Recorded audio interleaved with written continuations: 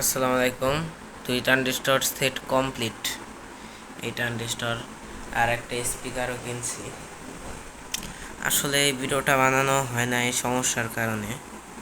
ঠিক আছে বন্ধুরা, তাও আপনাদের রিভিউ দেই। এইখানে আমরা দুটা ট্রানজিস্টর এবং বড় একটা হিটসিঙ্ক ব্যবহার করছি। মাইকা পেপার দিয়ে ওইখানে লাগাই দিছি, ওই যে দেখা যায় হালকা।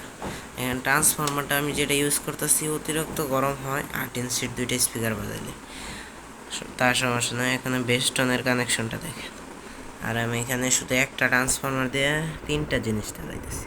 ইউএসবি, বেস্টন সার্কিট, আরেকটা তো আমাদের চলতেছে সুইচ, আর এখানে বলিও। আর বেস্টন সার্কিট আগেরটা আমি লাগাই নাই, এটা নতুন একটা কিনা হয়েছে। হ্যাঁ বন্ধুরা, আর এইখানে আমাদের স্পিকারটা 5 কোরের, এটা অনেক ভালো স্পিকার। এটা আমার কাছে 460 টাকা নিচ্ছে, আমি 400 বলছিলাম। আর একটা টুইটার আছে, এটা আমার কাছে 70 টাকা নিচ্ছে। টুইটারটা ওকে। আসলে সাউন্ড মানে এত সাউন্ড কি বলবো, এই ঘরটায় থাকা যায় না।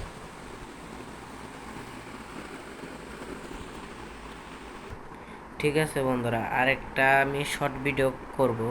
ওই শর্ট ভিডিওর মধ্যে আমি দেখাই দিব স্পিকারটা মানে বাজে কেন। ঠিক আছে, শর্ট ভিডিওতে সব দেখাই দিব স্পিকারটা বাজে কেন। আর এইখানে পিছে লাইন নিছি, আর আমি সিটির লাইনটা করি নাই কারণ তারের ভেজাল হয় সিটির লাইনটা করে। এইখান থেকে তারটাই নেয়, এই দিক দেয় নেয়, এখানে আবার লাগাইতে হবে এখানে। আর এখানে একটা প্রান্ত দেখতে পাচ্ছেন, এখানে এটা ছিঁড়ে গেছে, তার জন্য আমি নিচে ঝালাই করে দিছি। আর এসি ঘরটা অনেক বড় দিছি, প্রায় 2 গজের মতো। ঠিক আছে বন্ধুরা, ভালো থাকবেন। আমি শর্ট ভিডিওতে একটা ভিডিও বানাবো, শর্ট ভিডিও, ওইটার মধ্যে স্পিকারটা বাজিয়ে দেখাবো। আসসালামু আলাইকুম।